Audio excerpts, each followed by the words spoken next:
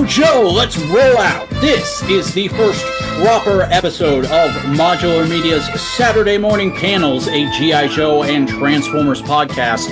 I am one of your hosts, the Vacuuminator, but I am joined, as always, by my brother-in-arms, Snowcone83. That's Snowcone 80 me.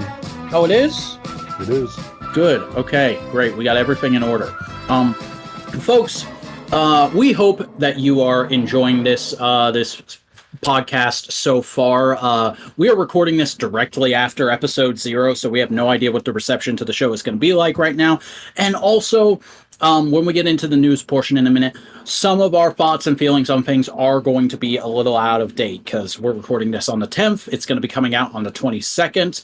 So if there's something we say that is like, oh, I hope this happens, and it's glaringly wrong, please only politely correct us in the comments section. But hey, do correct us in the comments section because we need that algorithm engagement. We need you to support this podcast so that we can have the encouragement to continue doing it on a month-to-month basis.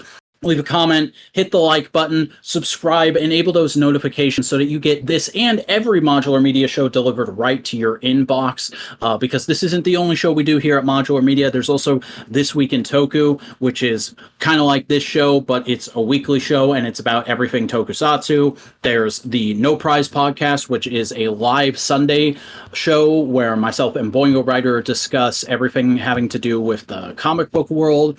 And then there's Modular Components, where as many of us as we can get together in a call, just kind of shoot the shit for an hour or two. And once a month, we also have Analytical Fanboys, where we discuss a piece of media picked out by a particular member of the group. But that is all the plugging I have to do for this month on this show. So let's go ahead and get stuck into our first topic, which is just kind of be a little bit of a news catch-up thing, because it is Yojo June as we're recording this, Hasbro's big once-yearly marketing push for the G.I. Joe Classified series, and we've had quite the rollout of things and stuff. We've gotten a few render reveals, we've got a few pre-orders, and we got a new HasLab. So we're just going to kind of powwow through all that for a little bit. And I guess the best place to start would be that initial round of pre-orders that they put up on the first day. I was really impressed that just day one, here's a 20-minute video from Emily and Lenny. Excuse me, I'm going a little quick here. Where they're just like, yeah, that's their ship name, except don't do that. They're real people. But where they were just like, hey, here's this thing. It's at Target. Here's this thing. It's at Pulse. Here's this thing. It's Fan Channel. Please buy things. We think they're cool. We worked really hard on them. And those things are, of course, the Arctic Bat, the Trouble Bubble with Televiper, Tiger Force Dusty, Python Patrol, Crimson Guard. Cody, do you wanna kind of rip on some of these real quick? Say some thoughts and feelings. Sure. Keep the bats coming. Mm-hmm. Man, I really like the fact that the Arctic Bat has armor panels and whatnot. Yeah, I love that it actually looks like a bit of a different figure. Yeah, and well, you have the core figure in there. Mm-hmm. And honestly, that mold still seems to be holding up just fine. Yeah. The one thing that I'm kind of getting a little worried about is it seems like there is a little bit of drop in QC on the classified side as well. I've seen some splotchy paint. Mm-hmm. And I tell you, the thing that really put it into perspective for me was whenever the last batch of Tiger Force and Python Patrol was like en masse, like on sale. Like my targets were the targets that had like just 20 of each character for no reason. See, I had a couple of each for a few weeks there. But we're talking about quality control. The thing that really has stuck out to me is just Falcon's face looks terrible. So about that though, like I've seen a couple people like post pictures and like the painting's fine. A lot of people are just like, it seems like they complain more about like his weird looking mouth. But like when I think of like people that like, I don't know, he kind of like has that like Ernie look to him, but he does kind of have like that older like I don't know, like Desert Storm, late 80s, like kind of like white dude vibe to him. Like I see it as a completely believable face. It just doesn't. I don't know. I don't know, man. Like, yeah, like the paint is sometimes bad, but like I just see a lot of people really ripping on the face more than the paint, and I feel like the face argument is a little bit lesser. You know, I See, don't for know. me, it's more like I don't hate that sculpt. I think that's an okay sculpt. It looked good in the promo shots, but something about the in-hand examples, it looks like they just went a little heavy on the paint on that face. And I'll admit, I don't have in-hand experience with Falcon yet. I have one. It's in my to open pile, but I haven't opened it yet. It's just every in-hand photo I see of that thing, it doesn't look great. Uh, However, that being said, I'm not terribly worried about QC problems because I trust the GI Joe team more than I do any other Hasbro brand. Like, even though we're having these slight problems, I'm like, they'll probably get it nipped in the bud by next wave. Maybe, but I was gonna say the Arctic Bat. I've seen people posting pictures of them. They're getting them in hand like real fast, Mm. and it seems like there's been some muddying of the dots on that alt head sculpt. Oh, that's unfortunate. Yeah, they're very very tight. Something like that doesn't seem too hard to fix though with like the right brush. But like I just hate having to do that. Yeah. Like something as specific as like red dots in a hole, like that's an acceptable, I think, thing to fix. It just would suck if it's gonna be. It all depends on how easy it is for me to like get that shit off there in the first place. If I do have to fix it, It's probably just like put some what's the word? Nail polish remover on a rag and then get out your Sharpie or your paintbrush, depending on how much effort you want to put into it. yeah. Um I got Gundam markers too, so watch out. yeah, Gundam markers. I always forget about those. But yeah, no, the Arctic Bat looks fantastic. I will say, definitely, I agree with you. Keep them coming. Do not have this be the last one. Be like, okay, we've gotten a lot of use out of this mold. Let's move on now. No, you gave me a free man team. Now I'm gonna. If you're gonna up it to 4, you can't just do that. I need you to up it all the way to 5 or 6. I need Cobra Sentai Batman fully ready to go on my shelf. Give me a Jungle Bat and give me 1 or 2 others. Now here's what I honestly expect because it was done before. You know, like my favorite variation.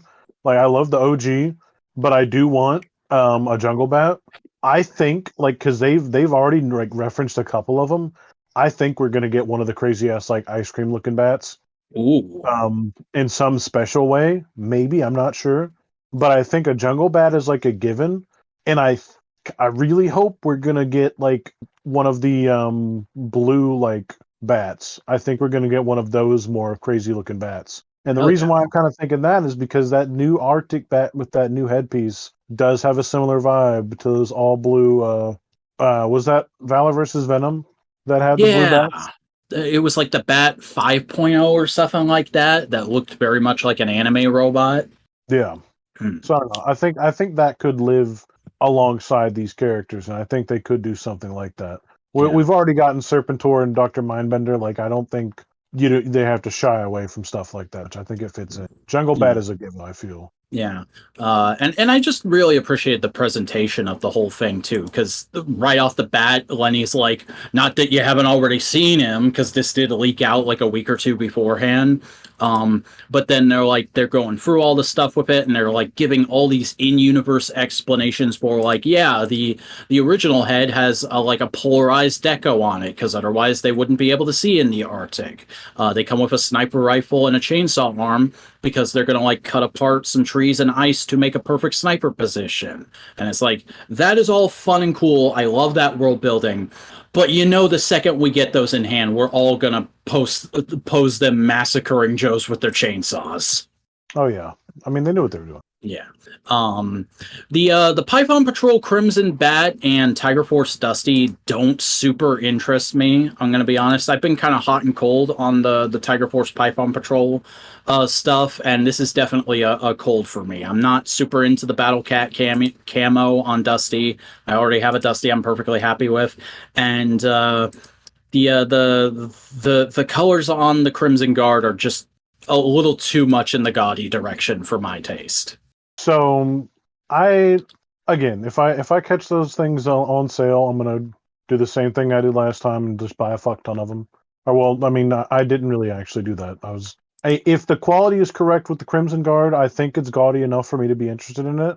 I do appreciate it as its own thing, but I'm not really going to seek it out for like the original price. Um, as far as Dusty, again, like I similar to what you said, yeah, like I accept the desert version to be the preferred one, and I just got that figure, so why would I buy it again?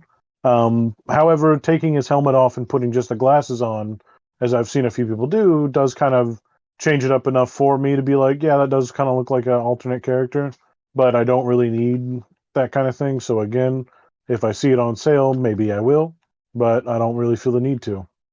Fair enough. And then there's the big boy, which we already talked about quite a bit during our episode 0. Go back and listen to that if you haven't already. But Televiper with Cobra Flight Pod, open bracket, trouble bubble, closed bracket. This thing looks phenomenal, in my opinion. It is a perfect recreation of the vintage toy with just a few little flourishes here and there to bring it more into like the modern expectations for what a 6-inch action figure should be, and just give you a little more bang for your buck. Like there's the alternate heads, there's the deco of like a little readout on his wrist gauntlet, and a heads up display on the trouble bubble itself. And there's like an extra little bomb thing that you get, which I'm not sure, did that come with the original toy, or is that just meant to be like a hey, look at this kind of accessory?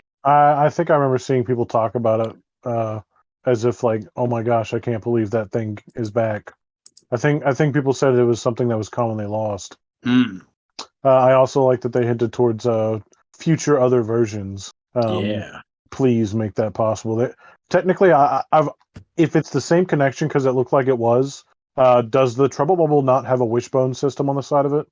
Wishbone system. Oh, you mean how the missiles are clipping in? Yeah. Yeah, that's basically what it is. Yeah, is it the same one as the Dragonfly? Because it looks like it kind of is. I do not know, but I would not put it past Lenny to sneak that in there. Dude, because if you think I'm not taking off one of those missile effect parts and slapping that on a little baby ass Trouble Bubble. Yeah. Oh man. Nice. Yeah. Quality content. This thing looks great. As I said, I've got free pre-ordered. Definitely looking forward to it. But then a couple days later, on the very next day, on the 2nd, they just announced on social media, hey, here's a couple of renders for figures we have coming up soon. That being the Crimson Viper and Grunt. And I think these are two perfectly solid little army builders. I really like that Grunt has the alternate steel core head, so you can just like buy a bunch of him to be your G.I. Joe army builder if you don't want to buy the steel core set a bunch of times. I love that he's coming with what looks pretty close to the standard issue cartoon rifle. And the Crimson Viper is the Viper in red. I will buy one Crimson Viper because I bought one Crimson Bat. I bought 2 Crimson Guards. I'm gonna have like a little Crimson Squad guarding my Serpentor because I don't necessarily do the whole Tomax and Zaymok thing in my display. So I might wait for a sale, and here's my thing. I know you know that for me the Viper was one of my favorite toys for G.I. Joe. The classified Viper, like, I don't know, something about it just doesn't really hit like the Bat does. And whenever I got that like 3-pack, it kind of felt a little bit worse. And it's definitely kind of the ugly duckling of the Cobra army builders. Like, I don't love it as much as I do the Troopers or the Bats. And so to see it in the same way in all red, like, I'm gonna have to wait for a sale for him. For Grunt, like, I'm probably gonna get 1 or 2. Yeah. I'm already gonna get like the other packs of stuff. It's nice I'm gonna get 1 of the steel core set, and I'm gonna get 2 Grunts, I think. But I don't know, man. I'm pretty excited for the Grunt. It's just, again, like I said, the Crimson Bat. Like, the only thing that really makes me want to go all in, and the thing that's held me back from doing that, is I've not seen a single Crimson Guard anywhere. Yeah, they were kind of hard to track down, I remember. I got lucky right after I came into that and this is a story I don't want to get into on this podcast, but right after I came into that insurance money, I went and visited my local vintage toy store, and they had just gotten in a straight case of them. So I was able to get two, and I only wanted two Crimson Guards. And that's another thing that's in my two open pile, and I haven't gotten to yet, but I'm good on Crimson Guards now. So yeah, I don't know where I was going with that. That was always one of my favorite like grunts. Mm-hmm. I had like the weird comic 2-pack they had where they didn't have masks because they're like clones or whatever, you know. Yeah. But I don't know. I have the special edition Cobra Commander with the crazy black and red scheme. Yeah, And the classic PulseCon one. because of his tank. Yeah. So like I'm definitely gonna have two Cobra Commander displays. One with the all red guys and one with like classic blue Cobra Commander. Like he's probably gonna be on the battlefield type such situation. But I do want like I'm gonna put my Crimson Bat in there, so like I guess I might have to get one unless I could find something else. Like I'll probably put Tomax and Zaymot side by side. Those figures are great too, so I mean, I've but heard they're great. I just never loved that original Tomax and Zaymot design. yeah, and I mean that's the other reason why like they used to always bust around those Trouble Bubbles. That was like their go-to vehicle. See, I was thinking the Cobra main free will chill out in the Trouble Bubbles. Cobra Commander, Baroness, and Destro. Oh yeah, they used them too. They're really quick little transport things. It was like that and the Fang that pretty much everybody in the Cobra Command structure used at some point. Yeah. But yeah, I think that's all we have to say on those renders. So then we fast forward to Monday the 5th when they just went and did it, man. We thought we might get I remember hearing people say like, oh, they'll probably do another O-ring HasLab first. Nope, they went straight to the next classified HasLab, and it is a G.I. Joe vehicle. We are getting the Dragonfly. We are getting the Dragonfly with Wild Bill and a whole bunch of extras. My goodness, this thing looks amazing. So for me, I really like I don't care as much about finishing out the original cartoon team as much as I want to finish out the original G.I. Joe PSA team. That was my earliest like reaction to that or interaction with that. I found out about the G.I. Joe PSAs whenever YouTube started. But like the G.I. Joe PSAs predate YouTube and how their popularity spread. But like me and my friends have been referencing that shit for like eons now. Yeah, man, and pork so, chop like, sandwiches. Yeah, which is gung ho, and then you have like I'm a computer, and like we're already getting him like mutton whatever. Junkyard. Yeah, and then Bazooka's coming, Snow Job's perfect, and now we got Wild Bill. Which I mean I do hope there's a different way to get Wild Bill, but that Wild Bill would be perfect for me if that's the only one I gotta get.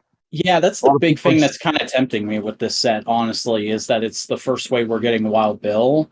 But then I was watching the Fwoosh Weekly today, and Robo pointed out, like, hopefully we'll get a retro carded or something along those lines, just a single release of him that's in, like, more of the vintage toy blue and yellow. Yeah, I'm sure we will. But yeah, I think the most impressive thing with this, because like it is just the Dragonfly through a classified filter, but the most impressive thing about it is that it's true to the scale. That this thing is huge. I think they said it's almost 3 feet long. Yeah, it's way it takes up way more real estate than the fucking his tank will. Which hopefully I'll know about that and like that's the other thing too. I guess like the his tank by default is probably going to be my number one for this year. Yeah. I don't know if I can count it since I bought it last year, but like I don't even know how the fuck that's going to be working. I don't think it counts until you get it in hand and open it, brother. Well then, soon. Oh man, I don't know. Having those two on the shelf together is going to be insane. Yeah, especially because like they did this whole presentation before they actually showed it, going through like a fictional justification of Cobra's getting all these his tanks, so G.I. Joe is like, let's put together a bunch of helicopters to fuck them up. So like they are directly meant to counter each other. And it is. Oh, that means the next thing they're going to do is something anti-air for Cobra. Yeah. Which I guess they already did with that drone, but hopefully we get a Rattler. Is it? No, that's about air vehicle. The Viper. The Asp. Asp. That one. Hmm. But I mean, you could do that at retail, I think. Yeah, I think it's simple enough. I hope we get like a couple of the artillery ones, and it'd be cool to start seeing some of the like little like scout bases and stuff pop up. They wouldn't be that hard for them to do that way. Yeah. Imagine those as like Pulse exclusives with just like a generic, not grunt, but like a grunt type character pack. I could see that working pretty well. But yeah, this thing was so impressive to see just because like I constantly talk up how much I think the GI Joe team is better than all the other Hasbro collector toy teams right now, and this really rammed it home for me. Like there was more thought put into the tail fin of this fucking helicopter than there was the Rancor. Yeah, Like all the blast and effects and whatnot, the lights. Ugh. the detail and it really does look like something like knowing like my grandpa collected 118 scale cars and like any kind of like model collector or something like that. Like this is something that's impressive to that scale. To Yeah, that market, it is impressive and interesting enough. It still packs in play features. It's made for 6-inch action figures. it's got a It's flight stand with different positions you can do. Yeah, the flight stand alone really sells it. Like it really kind of seems like maybe I don't know, like it was similar to the Marvel Legends Robbie Reyes vehicle where Engine of they Vengeance. yeah, didn't they put like all of the base stuff in there at first, or did they not?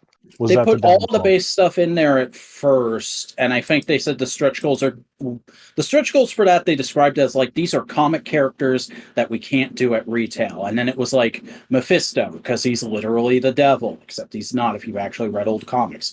And then Madeline Pryor, because she's got a big old boob window, but we're not going to put a boob window on the figure.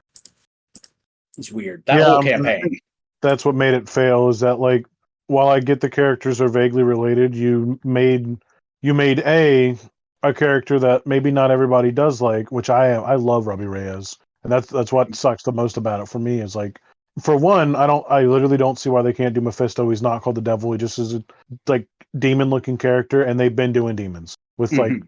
like Marvel Legends and other shit. Like there's characters that look like that already. Heck, they just put out Chamber from the X-Men, who looks kind of demonic. And like I don't know, man. It's just stupid. But like the I'm kind of hoping we get like I could see them doing like some sort of kind of like armored cockpit or some extra thing. Um, but I mean, I guess if like the extra characters are only going to be um pilots, that'd be interesting. Yeah, because they've said the thing has already fully funded, and they showed the first stretch goal during the stream, which is Night Force Ripcord, and they said I think there's two more stretch goals after that, and they're both going to be figures as well. So I wouldn't be surprised if it's like these are all characters that we have planned for mainline classified releases at some point, but these are alternate decos that we weren't sure where to put, but it makes sense because they're like flight based characters and this is an alternate deco they've had in the past or something like that. Or I don't know, we got a classic as hell Cobra Commander for the Hiss tank. Maybe we'll get a classic as hell Duke for this. Oh, they could do that. I'd be less interested. Whatever. I mean, I already think it's worth it for what they offer. I do hope that there's like some sort of like mystery tier or something extra. Mhm. Um, I've seen a but lot of people saying they want the stretcher attachment. yeah, like Doc and the stretcher, that would be interesting. Although asking for a stretcher attachment for this type of vehicle doesn't make any sense to me because I don't really think battle choppers carry shit like that. This Yeah. isn't really like a personnel moving helicopter; it's an attack chopper. Yeah, if it was the Tomahawk, that'd probably make a lot more sense. And I'll admit, big part of me not backing, like in general, I'm just kind of like turned off of HasLabs right now because I've had two kind of rough experiences with HasLabs in the past.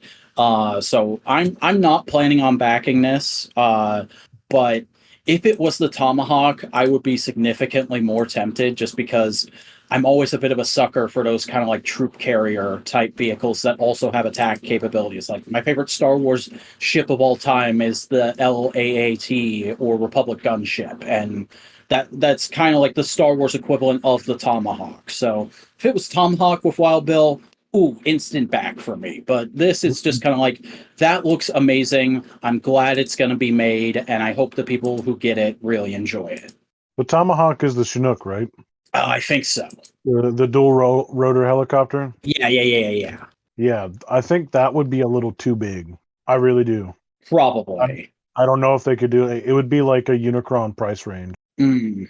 Because those fuckers are big enough to carry tanks. Like they could fit, like they can carry like a vehicle in their storage area. Oh boy. Like usually like Humvees and stuff, which would make it vaguely the size to fit like the width of his tank. Yeah, I'm looking at pictures of the vintage one now, and it's like there are 3 figures chilling out in the bay. There's one in the cockpit, and there's like a guy rappelling from it in this one picture I'm looking at. Yeah, but I don't know. Yeah, I mean, I'm hopeful, but honestly, I mean, it's definitely happening at this point. Yeah, now it really did slow down. I will say that. Yeah. No reason, like it's kind of like weird. Because I remember just being like actively holding on, like it didn't feel like the his tank did this. Yeah. His tank backed in under 24 hours, I think, whereas this backed in just over 24 hours. I think it took longer for the his tank actually. I remember watching a video that said something different. I think they said like I don't know, man. I've seen a bunch of posts about a bunch of different numbers, and I did like my own math a few times for no fucking reason. Because it makes no sense to like be like, well, based on the current trajectory, it's like, yeah, but it's constantly changing. So like, who fucking cares? Because it did change. It slowed down. It sped up. It slowed down.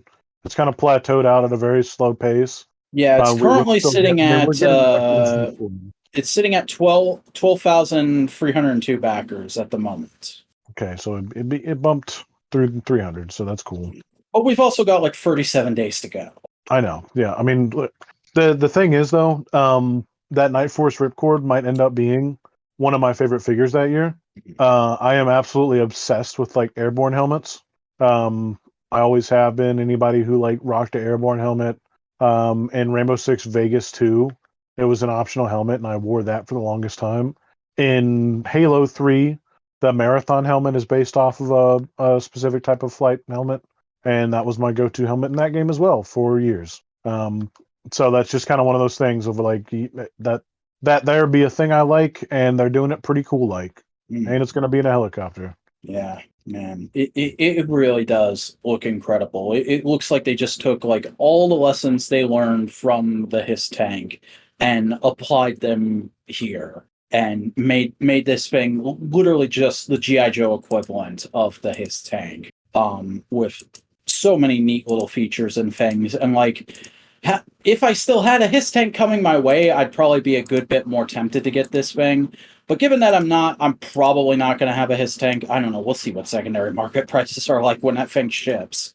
But yeah, I'm in the mindset of I am passing on this thing for now. But God, it looks amazing. Yeah, I'm already there, man. Like there seem to be a lot of people, and I think maybe that's why I think the speed in which it funded, I think those people were the people who had already backed the HISS tank and like already knew what to expect, so there was really no question. If my assumption's correct there, and they were like me, like we were kind of already sold. Like we were kind of already sold before we even fucking knew what it was. I can't remember how many times I said I'm like, yeah, I don't really know what it is, but I'll buy it. Yeah, and I mean there were rumors flying around for a few days of like, it might be the Dragonfly. It might be this. You showed me something from Rise of Cobra I'd never even seen before. Armadillo. Sorry? It was the Armadillo, I think. Yeah, and I saw some people say like maybe it's the Warthog, because they have Sergeant Slaughter's likeness the rights to Sergeant Slaughter's likeness right now. And I also saw gosh, what is the There's word? no way it'd be that slimy thing like that. Just yeah. I don't think it's an interesting enough vehicle. It's a weird ass tank with nothing. The Whale, that is the other thing I had seen going around. And I was actually kind of for the Whale. I love the Whale. I think it's an amazing vintage toy. I will never own one because I'd be terrified of breaking it, but God, would a classified version be awesome. Yeah, I would I'll be right there with you on that. I would love to own a Whale. especially because it has the ability, if I'm remembering correctly, can't it like deploy a little bit, like be like a little bit of like a beach deployer? It's got a It's a hover deployable craft. sled. It's got an opening passenger deployment door, and it's got like a little bike it comes with. So it's got all kinds of little doodads. Now, for me, my dream vehicle would be that one that I showed you that had the clear canopy, where it's Hmm. got the weird like hover ski thing that comes out of the top and like a couple of artillery bits. Space enough for like I think two people to sit side by side. But I mean, obviously, they're probably going to do something water based next on somebody's side. It's entirely possible. Though I think most of us now have Fortnite boats and won't necessarily need that. Correct. But hey, let's move on to one other news thing, and I want to cover this a little more briefly because we definitely talked for quite a while on Yojo June. We're almost at the runtime of episode 0 now, so let's kind of get through this next thing fairly quick, which is Bleeding Cool is reporting that the likeness for Transformers and GI Joe is going to be moving to Image Comics under Robert Kirkman's Skybound Entertainment imprint. This was actually rumored around this time last year when IDW's license was about to run out, but it's been a long, long time since, or it feels like it's been a long, long time. It's been a few months since IDW's license properly ran out, and we've been waiting and waiting for the announcement. I almost thought we were going to get it at PulseCon last year, and then like I thought maybe we get it in the lead up to Rise of the Beast, but evidently, according to some, and I hang on, I got to some industry insiders who are now reporting that the first issue of Robert Kirkman's new independent comic Void Rivals, which is being published under Skybound, the last 3 pages of it in the advanced review copies are blanked out for spoilers, and that is reportedly because this comic is going to be the beginning of a new shared universe between Transformers and GI Joe at Skybound Entertainment, and those last 3 pages are where the big reveal of that happens. Now, at the time of this recording, Void Rivals #1 is not out properly. We don't know if this is 100% true or not, but couple other sites since Bleeding Cool have corroborated this report. We've actually seen screen caps of the advanced reader copies with the blanked out pages now. And Robert Kirkman himself tweeted that major spoilers for Void Rivals are floating around on the internet right now. So if you want to avoid them, avoid the proper hashtags and just wait for the book to come out, which in a lot of people's opinions, including my own, is basically a way of confirming without confirming, yeah, that's true. Definitely interesting. Mm-hmm. I mean, I don't have a problem with this because I think it's kind of silly to pretend that they ever weren't part of the same universe. Yeah. Like, I mean, not only do they just fit together, but like when in the cartoon phases, they were literally connected. They have is it CoverGirl who goes back and forth? I think so. There's a character who appears in both, other than the fact that like Cobra Commander met Megatron. Or no, Flint and Lady J have a daughter who appears in G1 Season 3. Yeah, but that episode with Megatron and the whatever buyer, and it's Cobra Commander in a trench coat. Yeah, that's also a Season 3 thing, I think. Oh yeah. Either way, I mean, they've always felt like they could fit. Yeah.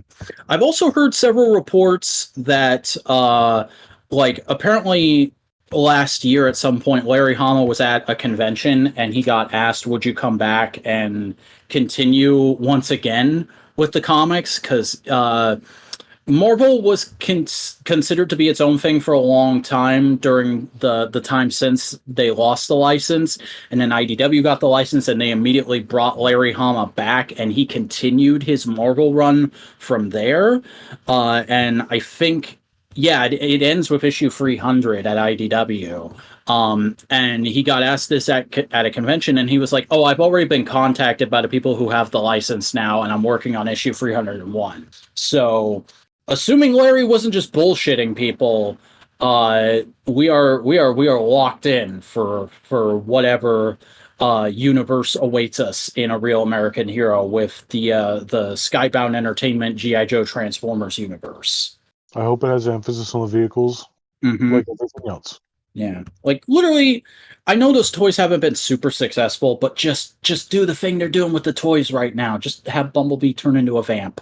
Be fun. I would think so. But yeah, I'll read Void Rivals #1 when it comes out, and I probably will have already talked about it on Modular Media's No Prize podcast, which is live every Sunday night here on the channel. So go check that out for my thoughts on it.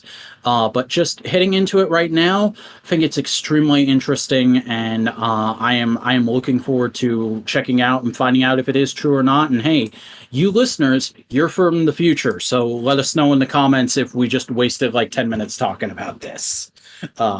But what we're not going to waste time talking about is actually getting on to the main point of the show. We're going to go ahead and dig into G.I. Joe, a Real American Hero from 1982 in June. This is issue #1, which is written by Larry Hama with pencils by Herb Trimpe, ink by Bob McLeod, and letters by Jim Novak, and colors by Gelinis Ween, I'm going to say is how you pronounce that name.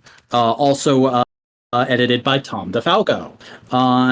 This is my second time reading this, but still, I am extremely impressed by this first issue with just like how much of the G.I. Joe universe is already there. Like a lot of the classic sort of character archetypes and storytelling tropes are there straight away. There's a few things that are kind of like, oh, they didn't have access to this character yet because they hadn't invented them yet, but for the most part, a lot of the world is already right there, and that's really impressive and fun. And it feels like a big, huge adventure that's just like everything about the first couple waves of the toy line. Just throw it out right away. Get it in there. Let these kids see the plastic toys they can buy. And I had a lot of fun reading it. But before we go into spoilers, what are some of your general thoughts, Snowcone? Yeah, I mean it's the world I had already loved from like the cartoons, except it feels a little bit more grown up, which I don't mind. The fact that like the vehicles are just part of it is kind of the same way that I love Star Wars, where you just see shit like it's like, oh, that's just like the Millennium Falcon is just a nickname for an already established type of cargo ship that they just happen to have like souped up or whatever. You know, it's that kind of thing where it's like, yeah, we like our vehicles. We're gonna bring the fucking vamp in here or whatever. Yeah, I think there's certain characters who say like, "Hey, that Mobat is mine," or "That vamp is mine," but that comes off as more just like, "Hey, if you buy this vehicle, you should also buy this action figure." Well, yeah, and like I mean that's a real thing that happens in like military. You get attached to like the vehicle that you're riding around in and stuff like that. Sometimes they put nicknames and paint insignias on the side of them and shit like that. So I mean, it really does happen. Like you could hear people talking about their war stories and they'll recall nicknames for things if they were in types of like armored divisions or whatever, you know. Yeah. I also love how like there's very much a defined command structure of like, yeah, Hawk is in charge and then there's this person and that person below him, but like everybody gets a moment, and surprisingly it kind of comes off like Stalker is the main character. Yeah, I mean kind of. Like he has this whole like he has all like the most fun moments of here I'm gonna go in on my jetpack and I'm gonna do this daring do thing, or I'm gonna crack jokes at this person or that person. Really the only time he's not portrayed like the main character. I mean, he even has a whole backup about him doing something cool later on in this, which that's another thing that's really impressive about this. There's a backup story and there's a bunch of just like informational splash pages of this is what this vehicle is, this is who this character is, this is a full layout of their base, and all that's really fun. But like That's the kind of shit. Sorry, no, go that's the kind of shit that like like me and my friends, like the kind of nerds we were, was like we were like military nerds too. So like we'd be like, oh my god, is that a fucking German Panzer? Is that a fucking M1 Sherman?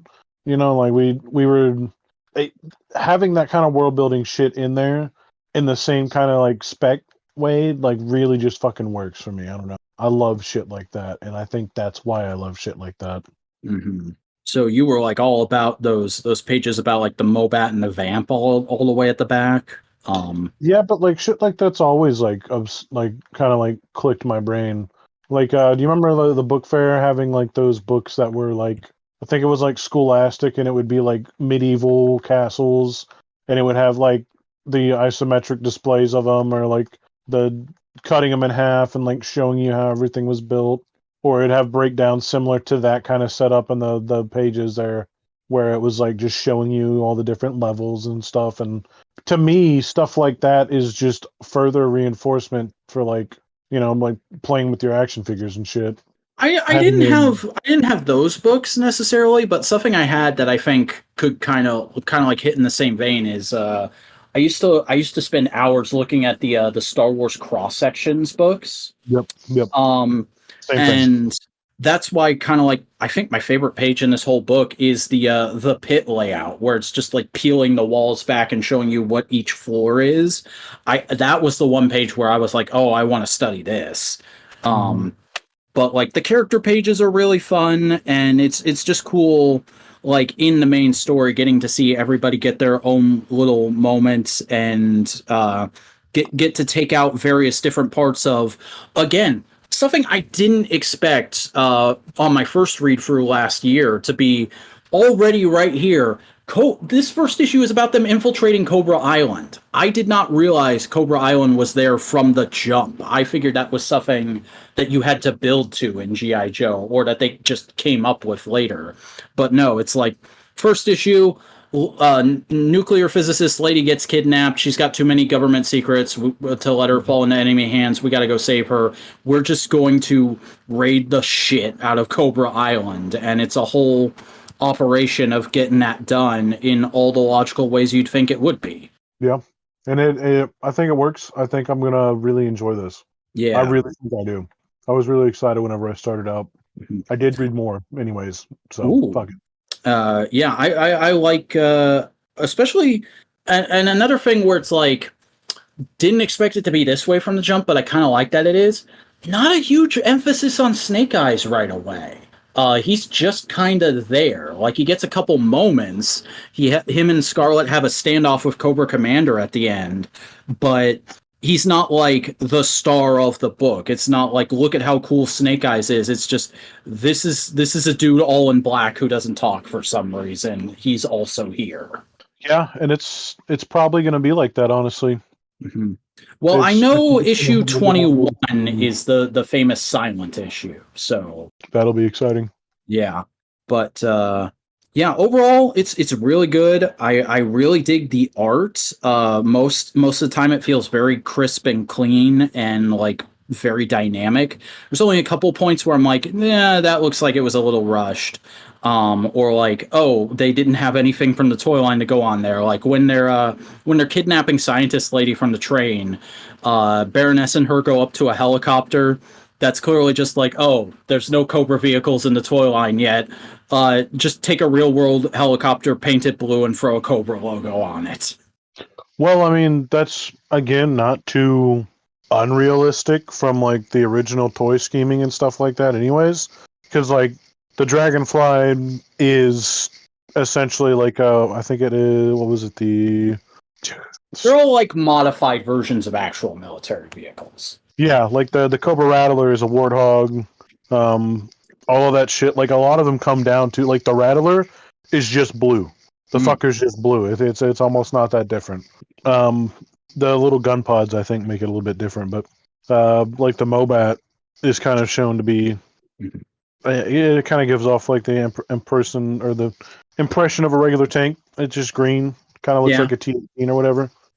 And then I think the final big takeaway I had from this issue is and this is something specific to this read through where like I didn't notice this the first time around, but this time around I was kind of floored by like how overtly sci-fi this is from the jump, where like because we've talked about this many times. We even talked about this a little bit in episode 0. Again, go back and listen if you haven't. Where like we like there to be a good mix of elements in GI Joe. We like the military realism, we like the ninjas, we like the goofy sci-fi stuff, but there's a lot of people who tend to get really upset when you get too overt with the sci-fi stuff and say like, oh, G.I. Joe needs to always be very hard, gritty, realistic military stuff. I'm looking at you, everybody who complained about the early waves of Classified, which were fine. They were actually really good toys. Calm down. This is a 3-year-old argument I'm going on. But in this issue, to map out Cobra Island, they're like, yeah, we sent a Blackbird over it, and it took a perfect high-resolution hologram map of it. And then later in the issue, they're talking about like having laser guns and shit. So don't tell me there's not goofy sci-fi stuff in G.I. Joe, because right here, the first piece of real American hero fiction, couple big sci-fi things. Heck, Stalker's flying around on a jetpack for most of the issue. Well, again, like a lot of the early designs were kind of more pulled right from military stuff. Like a lot of the laser guns were kind of just guns. Mm-hmm. A lot of them were just like all right, bad guy red, good guy blue type situation. Definitely, but you can't deny that like the sci-fi-ness is there, even if aesthetically it's very gritty military. Oh, it is 100%. Like I mean, it like the fucking G.I. Joe's been doing like weather devices and like crazy ass shit like that. Like there's always been that hint of it. Mm-hmm. And I think it works well with like the tactical vibe that G.I. Joe usually has for it. Because they do tend to blend eras of like military combat as well. Mm-hmm. Like which to military nerds it's cool to see. Because like I love seeing like people in like Tiger Stripe randomly because that's my favorite military camo. I don't know, man. It's just a neat thing. Yeah. Another little thing I just remembered kind of flipping through the issue on my phone here. I like that we get to see Cobra Commander both in the hood and the helmet this issue. Like it's very much made clear just like in the settings for those two different looks that the hood is his chill out around the base look, and then the helmet is his getting down to business look. And I like that there's a moment where he's like, oh shit, the Joes are breaking into the base. I better get my helmet. Yeah, and like, I don't know. I think early on, that's how I accepted it to be anyways. Like, because he, it wasn't, I don't think it was the Valor versus Venom figures, but it might have been like the toy line that came out right before that. Spy Troops?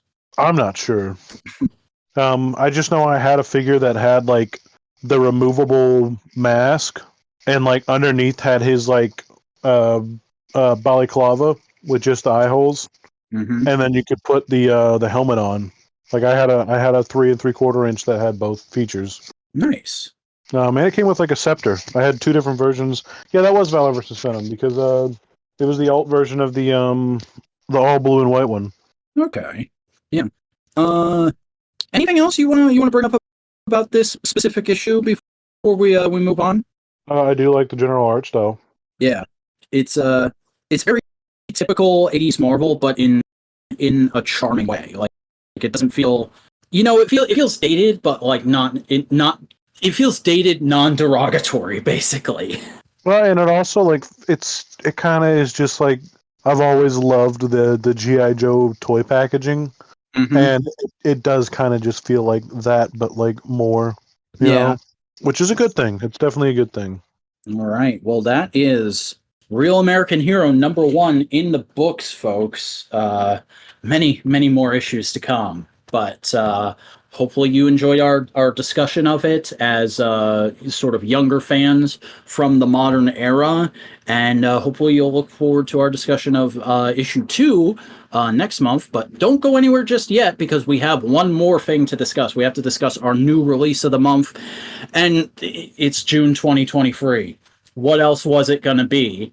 We're going to talk about Transformers Rise of the Beasts, the new live-action Transformers movie that just came out as of this recording. I saw it last night. I believe Snowcone saw it the night before that. And we're gonna do some quick kind of non-spoiler thoughts in case anybody listening to this 2 weeks on hasn't seen it yet. Anybody who wants to see it, I assume if you want to see it, you're going to see it in theaters in the first couple of weeks. That's generally how my mind works. But we're gonna do a quick non-spoiler thought, and then we'll kind of just dive into talking points similarly to how we covered the comic. So I'll just say right out the gate, I thought this was pretty good. It didn't top Bumblebee for me, but it is definitely better than all five Bay films, and you can't compare this to 1986. It's comparing any of the live action movies to the 1986 animated movie is apples to oranges to me. Just don't even fucking try. But this movie was really fun. There was some very obvious studio interference at a couple points that annoyed me, but the robots felt like characters, and some of them had arcs, and for the most part it was a pretty coherent story that I was able to follow, and I never felt like my time was being wasted by the movie. Overall, I would say it is a fun but flawed time, and it's worth checking out if you're a fan of Transformers. And if I were to give it a numerical score, I gave it a 7 out of 10. Also, I did see it in 3D. I didn't mean to. I accidentally bought a 3D ticket, but the 3D was all right. It was all depth stuff. I didn't notice any shots that were like particularly gimmicky, and I didn't like regret going to a 3D showing. They don't really do 3D like that anymore. Yeah. But yeah, decent 3D. If you're a 3D fan, I'd recommend going to see it, but I'm probably never going to see it in 3D again because I'm not a 3D fan. But Snowcone, how did you feel about Rise of the Beast without going into too many spoilers? I think it is my favorite Transformers film so far. Now, again, I don't know if I could say it's better than the animated one. I think maybe some of the story feels a little bit more interesting in some respects, but like there's just too much good about the OG one, and I have way too much nostalgia glasses to fight that since it was a comfort movie for me as a kid that I'd watch continuously. Mm-hmm. But this movie, I think, gets a lot of things correct, it felt. Like, I don't know.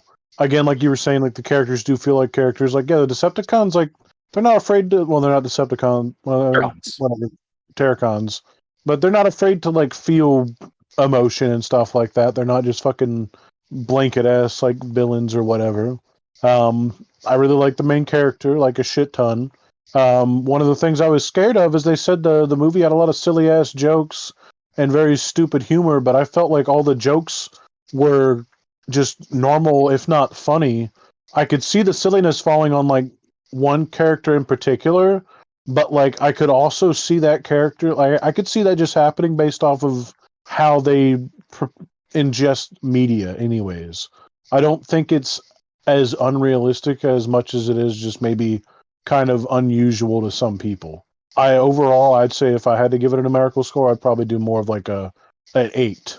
All right. So obviously we're differing in opinion in quite a bit, and I apologize if anybody hears any noise in the background right now. My nephew is waking up from his nap, and my mom's going to take care of it. But yeah, I definitely I would like to just like before we dive full on into spoilers, I want to talk about the humor a little bit since you brought it up. I didn't like laugh at this movie a whole lot, but like it's not like there were no jokes, and I also didn't think it was too jokey. There were a couple of jokes where I'm like, that's maybe a bit much for me, fam, but nothing like, Deep Wang doesn't make a cameo in this movie. Yeah, the jokes in the Bay films are nothing compared to this. Like those jokes are insufferable to me, and I didn't feel insufferableized in this. Mm-hmm. I will say I definitely liked the humor in Bumblebee more than this, but I didn't hate this humor. I was like, yeah, this is fine. I'm more so like in tune with the story and what's going on with the characters, and just looking at how good a lot of the Transformers are rendered in this movie. I was really impressed with how much a lot of the Transformers actually looked like they were a part of the environment, again, because we actually focused on them and gave them stuff to do as characters rather than making them big action set piece vehicles. Like a big thing that is it's a minor thing actually, but it's a huge step forward for these movies. The Transformers actually talk in vehicle mode to the humans in them, to each other via their radios. Yep. And man, like that, so we are kind of slipping into like more spoilers territory, talking scene by scene. Yeah. The Brooklyn Bridge scene where he's running, like the whole time I felt like, like this is what I would want to see it look like when the Transformers make it to Earth. Like this is how I expect that to go. Hmm. Like it needs to be more of like a racing or like it's got If that nature to it because of the vehicle fucking aspect of it. it had a tiny bit of a Fast and Furious vibe to it. Yeah. Um, but also like they were getting into like crazy tricks and stuff that only make sense with Transformers, like the bit where he turns around and then transforms while he's like holding Noah with one hand. And the bit where Mirage actually uses his G1 power and freaking does a bunch of whole like hologram duplicates of himself to distract the police. That was really cool. I I feel like if that scene had been in the 2007 movie instead of just like Bumblebee randomly driving off at some points to go face off with Barricade, oh my gosh, that would have been so much more of a fun movie. But as is in this film, it's really solid, it's really entertaining, and like I guess since we're talking about that scene, let's just start talking about Mirage and Noah for a minute because holy crap, Mirage is the MVP of this movie. Like they said he was going to be kind of the new main character, kid appeal character in this movie. I did not expect to enjoy him as much as I did. Pete Davidson, excuse me, knocked it out of the park. I agree.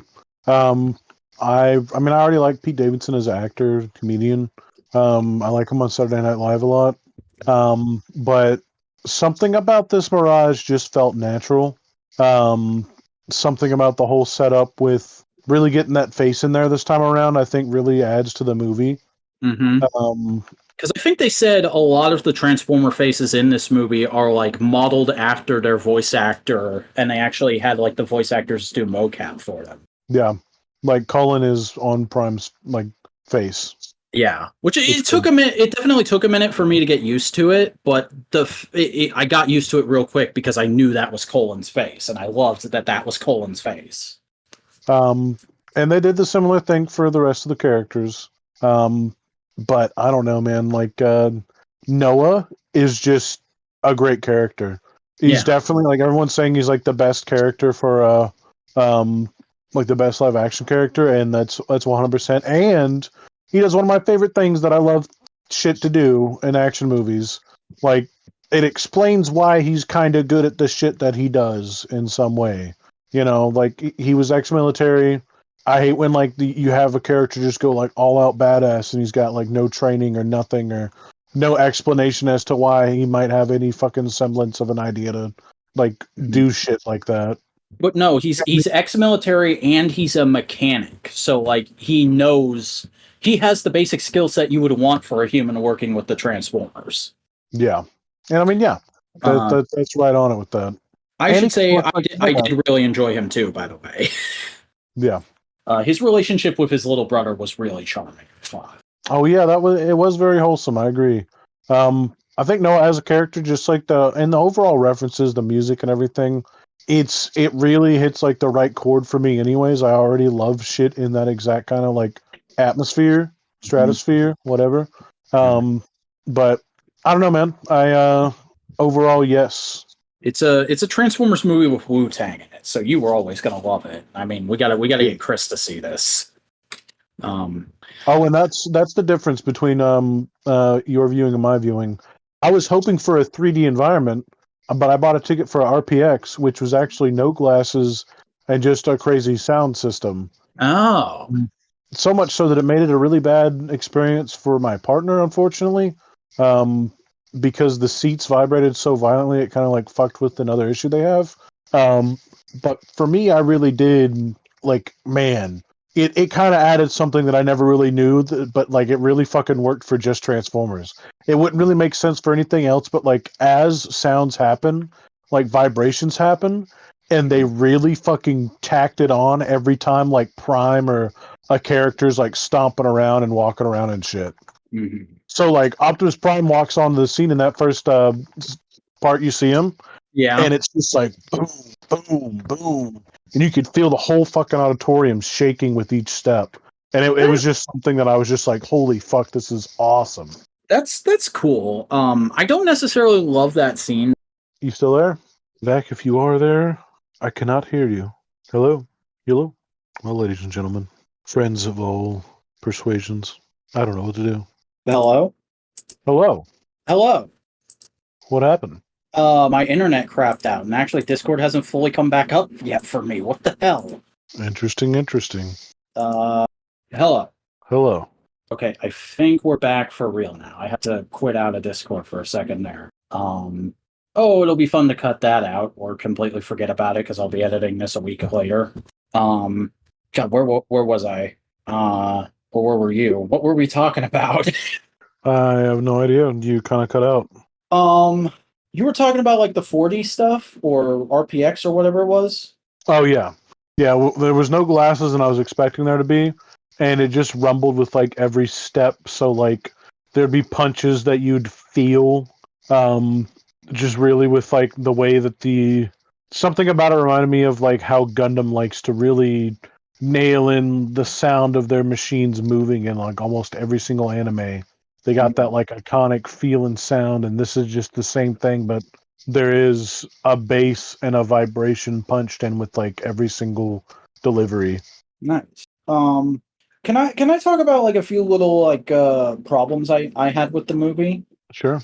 I do definitely feel, as I said earlier, I feel like this movie probably went through a couple drafts, and I feel like there was definitely some studio interference because we've got the Lorenzo team of producers making their return with this movie and making their return to the press junket and making me extremely irritated on a daily basis.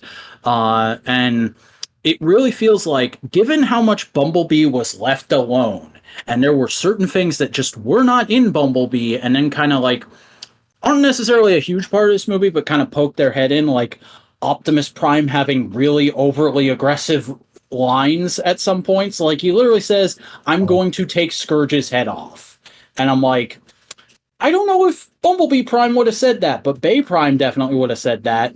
Was that not a Bay problem? Was that like a Lorenzo problem or one of his friends telling them to put that kind of stuff in there? Well, so the justification here, because like that really kind of hit me awkwardly whenever that happened. That's one of the complaints I have with like the Bayverse. But with the explanation that Mirage gives in the actual film, where like Prime is taking it to heart, and this isn't a continuation from Bumblebee, so they've been stranded, and it's like Prime's fault. And then Prime or fucking Scourge kills Bumblebee. That's when he says he's gonna take his face off. I was like, so I'm asking myself, I'm like, you know what? Yeah, like Prime would react like that if somebody did that to Bumblebee. Like I've seen that in the video games. I've seen that in all of them. Like he'll lose his shit over like losing like his closest like friends. So I'm like, I could see that being justified in here. I understand that it's a reference, but it kind of makes a little bit more sense. There's at least a fucking reason for like our beloved hero to be acting a little out of character, because we see that a lot in this movie anyways. We see him where like, you know, like fucking Lorenzo calls him out. He's like, no, you fucked up. This is your fault type shit. Stuff that I didn't think we'd ever really get to see covered in movies. Yeah, I definitely do like that they at least try and make an arc out of it. That does feel like sort of somebody coming back in after the producers made that change and trying to put patchwork on it. But I feel like it's a really good patchwork job of, like you said, putting that arc in there of like Prime is really down on himself right now and he's not in the best place mentally. And like Noah, Prime, and Primal all kind of have this paralleling arc with each other of learning to work as a team, to not see it as my needs versus your needs, but what everybody needs in order to survive this fight. Yeah, and I don't know, it really did feel like everybody had, I mean, it's kind of easy to say that, but everybody had a legitimate reason for why they were feeling the way they were feeling. You know, like, and every time they kind of show us, like, I mean, yeah, it's like, yeah, I mean, technically Noah was right. Maybe he shouldn't have trusted these aliens. From a normal perspective, that would be silly to do, and it looks like it's not working out for him, and he's reacting accordingly. You know, like he was like, I mean, that would be like it's not the, it's a gray area, man. It's a real tough thing, but like you could find that justification, I guess, is what I'm saying, in each of their arguments, and how like they just want to keep it hidden. They want to make sure no one can use it, so they want to watch it. One feels though they want to destroy it, and the other people want to use it. And I mean, fuck, you know, I mean, that's something that's a little bit more than what we're used to as Transformers fans in and of itself. Yeah, it is kind of like at the core, it's a bog standard MacGuffin plot, but there is a different motivation for each faction looking for the MacGuffin instead of just, well, we need to get this thing before the Decepticons get it and use it to kill a bunch of people. But see, and that's like the whole thing too.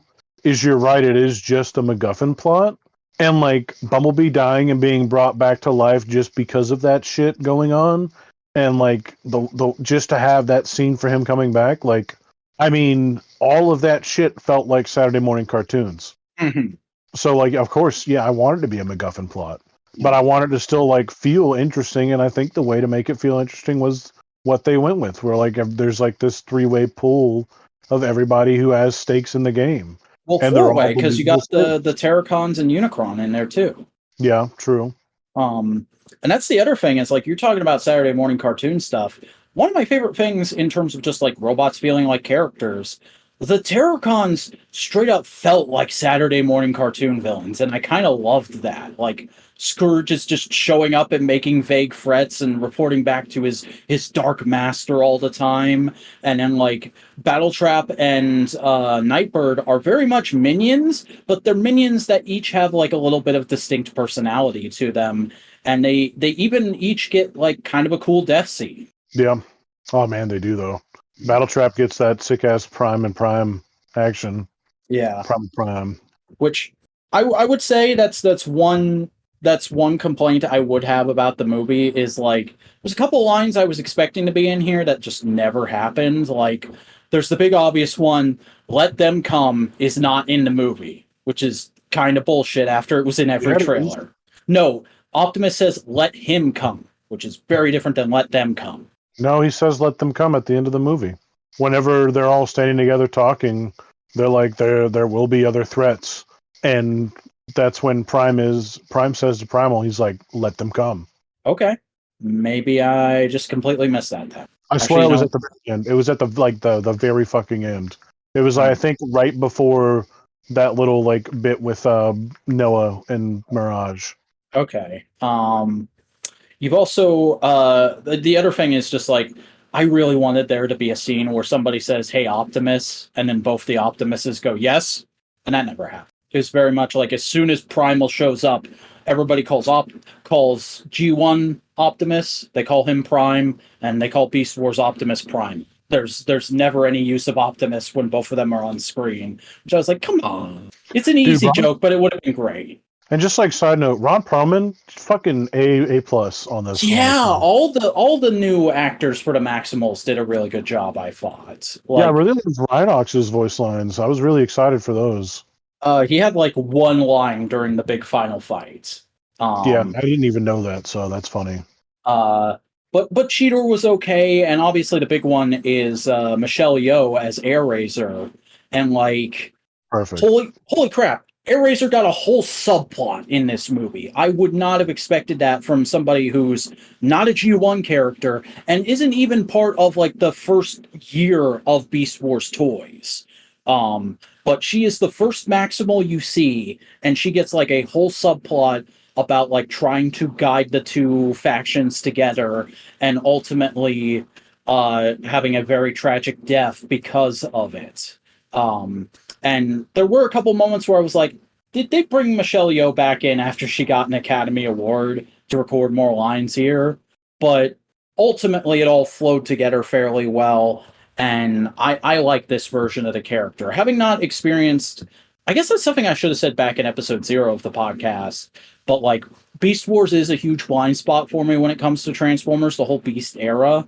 It never appealed to me as a kid, and I've yet to like knuckle down and watch through the show. So like I know things about the original Airazor, but this one definitely did make the character a lot more appealing to me than anything in the past had. See, that's probably the core difference, is because me just being like having an older cousin and then also being like just a teensy bit in a different like demographic. Like I played like the Beast Wars games and stuff like that, like the Nintendo 64 games. Was it an SNES? I think there was a PC one. There was a fighting game, and I used to play all the time and stuff like that. And I remember playing with like G1 Megatron because Benjamin had it, my cousin from my uncle Benny's son. Um, I don't know. I always have been a fan of those because I loved Beast machines significantly. Mm-hmm. Like those toys, like the Optimus becoming a orangutan. Orangutan was fucking sick to me. I don't know, man. Something about the organic designs in that one. Yeah. I remember the McDonald's toys a lot. The bat one, I forget what his name was. Mine that wasn't Mind Wipe, I don't think. I will say, Anyway, like, this definitely did make me want to buy toys. Not necessarily Rise of the Beast toys, but like Kingdom, Original Beast Wars, kind of tempted by those again. And a little annoyed with myself for having skipped out on them at the time, but whatever. Um, but yeah, I was more so focusing on like what's this version of Mirage gonna be like? What's this version of RC gonna be like? What's this what how similar is this Bumblebee gonna be to the one in Bumblebee? And it is straight up the one from Bumblebee. They directly reference Bumblebee at one point. And also I got a very similar vibe to the like 2 seconds you see RC and Bumblebee to this version of RC. Because she doesn't like have a character arc, but she gets a bunch of fun moments, and she's very much like the second in command, kind of tech supporty. I'm orchestrating and making sure everybody's working the way they need to be, kind of version of RC, similar to the Prime incarnation, I would say. Not just because she's a motorcycle. I could agree with that. That's a similar vibe, yeah. Mm-hmm. I definitely did dig Ooh, that. you bringing that up does kind of bring up a very important Mhm. point line. One major issue, and like sometimes I do this with semantics, sometimes I don't. But in this situation, it kind of kept pissing me off because they say something about it so many times where they're like, "Damn, we're too big, we can't fit in. Human sizes are perfect. Like these humans will be the perfect thing to use in this situation. They're a lot more covert." And I'm like, dude. RC's a fucking motorcycle. She turns into a silhouette smaller than a human does. She's freaking hanging out in the back of Wheeljack's fan mode for a whole scene. I'm like, she would literally be a better choice than them a million times over every single time. Mm-hmm. Every time they brought that up, I was just like, man, that's stupid. I'm like, man, that's fucking stupid. Like the kind of horror-esque scenes with the humans getting chased by, I think that was supposed to be Freezer. That was cool, but it would have been a lot cooler if like RC came in and saved them at some point. Or had just been there from the start. Yeah, because she could have fit in there. She could have fit down that hallway at the end. Like, I mean, would have made it down the hallway way faster. Honestly, if they would have used RC instead. I'm just saying, man. Like, for fuck's sake, yeah. she literally would have fit. Like, they were running down that hallway like standing up. So they could have viewed on RC down that hallway. But we did kind of blaze past the one Autobot that I am legitimately like, after all the shit leading into this movie. Wow. What a waste of time Wheeljack was. I thought he was cool enough. He has like almost nothing to do. He's literally just there to be like the Autobots' contact in Peru and have one very awkward did not work for me joke with Noah. Oh yeah, the racist thing. Yeah. It was that and Mirage saying you've been inside of me that I was like, can we not? No, the you be inside of me thing, I thought that was funny. Okay. That's again a little bit more modern of a joke. Doesn't really fit like the '90s vibe. I mean, it kind of does, but I don't know. I mean, like I didn't mind that joke. Like for the way that they were trying to portray Mirage, it would make sense for them. The joke that Mirage makes that I don't think landed right was the I like it a lot using the accent. I thought that was I'm just like but I felt less so about the joke that you just discussed. But yeah, Wheeljack for like the months and months people spent arguing over the design. Yeah, he's like barely there. Yeah, but I mean, I don't have a problem with them. Like, I mean, that's not an unusual thing to Transformers. Is like a character taking on an appearance to better fit their surroundings and learning about the culture and shit like that to again better blend in with their surroundings. True enough. So, I mean, even in this movie, they say Mirage has a bunch of alt modes stockpiled. Yeah, and he like flips through it, and I'm like, yeah, well, of course, why not? Sure, that makes sense. And they the mass shifting joke with like the trash can thing, like that could be part Mirage, but who knows? He would have enough to like reconstitute into the front of the truck, I think. Yeah. It's just funny to me that, like, I don't know, maybe this is just me, but Stratosphere felt like more of an important character than Wheeljack, because at least Stratosphere has a function within the plot of he's the fast travel system. He's how everybody gets to Peru and then later gets to the big fight. But see, that's just the thing, though, is like the way they talk about him is like the kind of vibe they set is like Wheeljack isn't even like a fucking commando. He is just their contact in Peru, and they happen to be going to that area, so that is the local agent. And Stratosphere is one of many of the aerial transports they have for Earth, so that's why Mirage is like upset when he finds out. He's like, "Well, who are we taking?" He's like, "Who is it this time?" And he's like, "Oh no, not at all, not fucking Stratosphere." He's like expecting Silverbolt.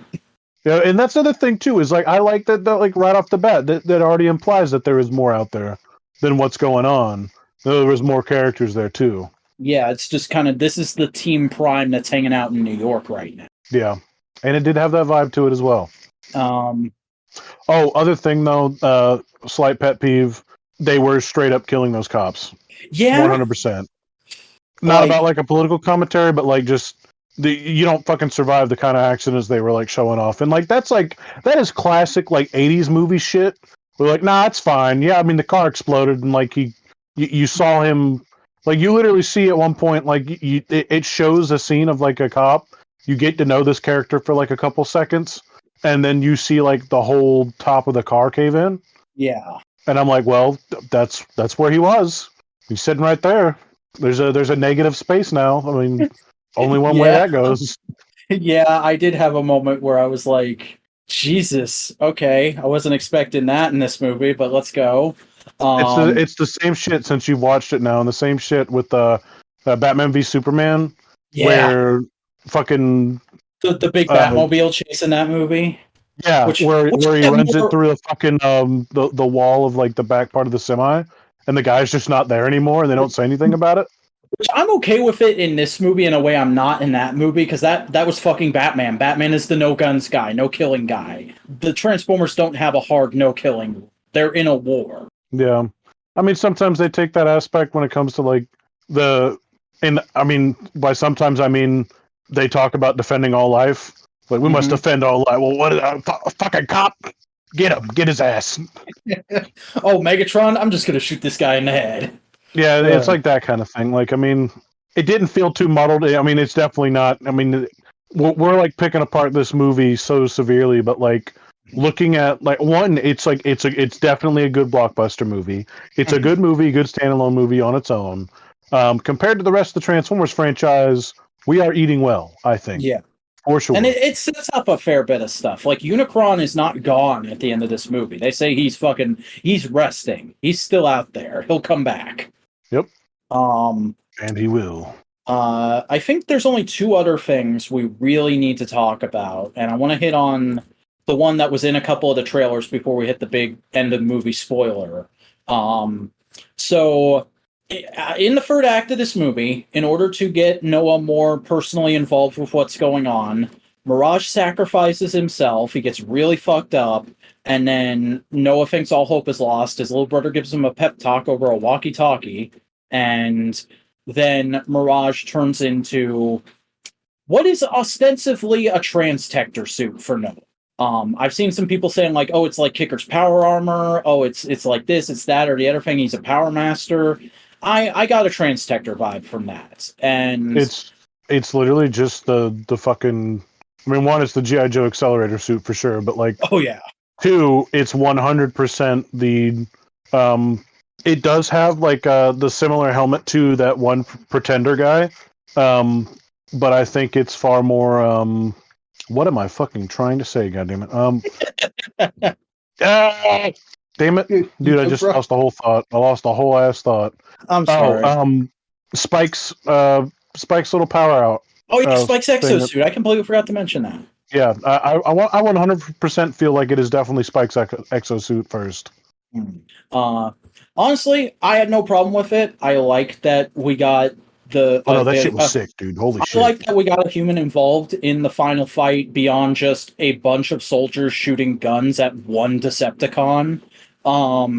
And my only real problem with it is entirely CGI. They composite the actor's face into the helmet, and it's just a big CGI sequence. I would have loved it. I would have died on a hill for this plot point if they made a physical suit. I didn't feel like the CGI was too blatant to not matter too much. Like it didn't get in the way because after he puts the visor on, it's a little bit more believable. Mm-hmm. And I thought the action was fucking sick. I love that scene where it's like he's like holding Prime, and then like Primal slips in there, and like he's using the fucking booster to like just do some real Iron Man type shit, and it just felt cool. And it's like he's also reacting. They had him like do shit similar to how a soldier might, because he is a warrior, just like the rest of them. It's like that's the other cool thing to me is like Noah isn't treated as a human for the whole movie. He's eventually seen as just it's like he's just like these guys, except he's far smaller because that's just how this planet is. Mm-hmm. Even then, he's not this even planet's that smaller. warrior. He's like a head or two shorter than RC. Exactly. Oh, I completely forgot. We have not talked about the other human character at all. So, quick, how do you feel about Elena in this movie? I thought it was really cool. She was definitely like the lead. After like Noah, like after you see her, she kind of felt like the lead for like a lot of it, since like she was the person who knew, had like most of the brain for the whole situation. Mm-hmm. And I think it added a very like interesting like back and forth like point, like or it gave us another interesting like perspective for like that whole Noah argument about like we have to destroy it, because then she's like, no, it's gonna be fine, and then it's not fine. Mm-hmm. And so like now it's like now we've witnessed like everybody fuck up at once. We've seen everybody fuck up at least once. Like, man, this shit sucks. This is rough. This is a hard guy to beat. I'm believing it, you know. None of our heroes are infallible. I do like that, and I liked Elena a fair bit. She did not stand out to me as much as Noah. Maybe it's just purely a gender thing. I don't know. I like to think I'm not that kind of person, but it's entirely possible. My only like slight problem with her that like I can point to as like I didn't like this. They got a little too on the nose with how much her boss was stealing credit from her.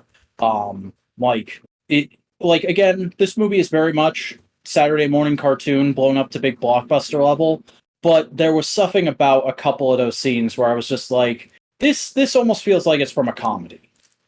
I mean, I think it was a lot more meant to be like, yeah, especially during this time, like it was definitely making a slight commentary that I think was valid.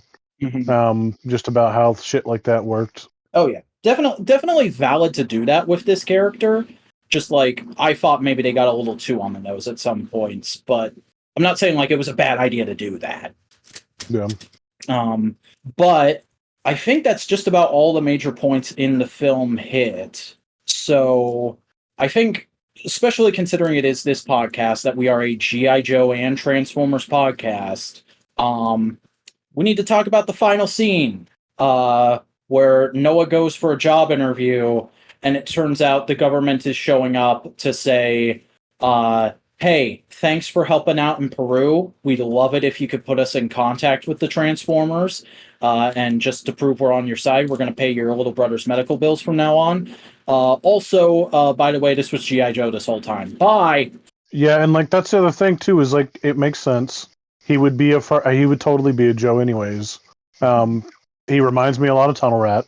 Do you think they'll make him Tunnel Rat or another named character? I'm wondering. I mean, he has his own name, so I mean, he is Lorenzo. So we'll see how that goes. I forget what Tunnel Rat's actual name is. I don't think they would do something like that where they'd step on somebody else's name. Yeah. Yeah, I thought it was perfectly fine. I was excited it was not Sector 7, because I'm kind of sick of Sector 7 and live action stuff, if I'm being honest. And see that thing the way about they did... how... Go sorry. ahead. You see that thing about how in the test screenings it was Sector 7? It might have been... They're saying it might have been for the surprise, to like keep the surprise. Yeah. Which I could believe. I mean, that's what they did with like Luke and Plo Koon in Mandalorian. Yeah. Or I've heard that there is a secret ending to The Flash that people aren't going to see until the Friday that officially comes out. Um, but yeah, I kind of got the vibe in Bumblebee that Sector 7 would transform into G.I. Joe at some point. So I have no problem with switching to G.I. Joe here. My Please only bring real back problem, John Cena. Holy shit. John Cena as Duke. Um, my only real problem is I did not care for the fact that they used the logo from the movie nobody likes. Yeah. Uh, I Well, it the was G.I. it Joe was looked right. They just had the Falcon symbol there. yeah, it was literally like, oh, why are you using the Rise of Cobra logo? And it's probably just because that was the logo that Paramount knew 100% they had the rights to. I don't know. That But ship that he got away in didn't really feel too G.I. Joey. So, I mean, yeah, you that know. weird like CGI ship that's in the entirely CGI background. Yeah, I really don't know what it felt like, but it could have been a weird, like, Black Panther-esque styled version of the, what do they call those? Like the Skyhawks? Yeah, The small two people hovercraft with, like, wings? yeah, I know The what you're real. talking about. I think it is Okay, cool. Skyhawk. But I mean, like that's also indicative of it being Sector 7 in the press screenings, and the guy doesn't even really say anything overtly GI Joe-ish. He says we deal with kind of extraterrestrial threats and homeland security and stuff like that, and we're in the middle of a war right now, and we could use your friend's help. Which made me think, okay, are you fighting Cobra, or is there some alien enemy from later GI Joe stuff I'm forgetting? Or is it something else completely? Yeah. Are they Oh my fighting God, Rom? they're fighting the dire wraiths. They're fighting fucking Rom, dude. They're gonna do Yeah. that. They're doing that, dude. They're gonna fight. They're gonna be fighting all these like. It's gonna be like Cobra and was it Venom Mayhem. from Mask? Yeah. Venom and the dire wraiths are the bad guys from Ron. Nice. I could definitely see that. Um, like if this is the beginning of a Hasbro cinematic universe at Paramount, I'm not necessarily against it. It's the movie itself is a solid start to either a new trilogy of Transformers or a new interconnected universe, and that tease there at the end was like, okay, this is cool. If this goes somewhere, hopefully it's good. If it doesn't go anywhere, then it's just like a fun bit of fan service at the end there for sitting through 2 hours of movie. Um, but yeah, overall, I liked Rise of the Beasts. I would say it's definitely a far cry away from the big mainline Transformers movies we have been getting in terms of quality. And it's definitely worth checking out if you're a Transformers fan, as long as you're, kind of generally used to the live action aesthetic and whatnot. Do you have any other closing thoughts, Cody? Yeah, I'd say that if you were somebody that grew up hating the Bayverse films, you'd feel right at home here. Doesn't really feel like they had any of the blatant things that made those films less enjoyable, truthfully. Or at least the things that were here were more tolerable if they Yeah. were shared. All right. That's Well, about it, yeah. I think that is going to do it for this month's edition of Saturday Morning Panels. So, if you would like to engage with either of us on social media or check out our own content, hey, I'm the Vacuuminator. I make YouTube videos. They're things. You can find them at youtube.com at the Vacuuminator. I'm also on Instagram posting action figure photography at the _Vacuuminator, and I have a TikTok of the same username where I post clips from my YouTube videos. And I have a Twitter and a Tumblr where you can find all that, plus like random thoughts and things at the Vacuuminator on Twitter, thevacuuminator.tumblr.com on Tumblr. Snowcone, where can folks find you out there on the internet? Right now, we'll just stay focused on never_robot. That's my instant gratification location, and my online e-game ID is usually Snowcone83 and some variation of that. Maybe Snowburke83, maybe fuck you, I don't know. Excellent. Well, folks, that is going to do it for the June 2023 edition of Saturday Morning Panels, a G.I. Joe and Transformers podcast from Modular Media. Thank you very much for joining us. We hope we'll see you back here again in July, where we'll be covering G.I. Joe, A Real American Hero from Marvel issue number 2 from June or July of 1982. Excuse me, we've been recording for a while now. As well as several other things that will probably happen in the intermediate month. But until then, until next time, remember, till all are one, knowing is half the battle.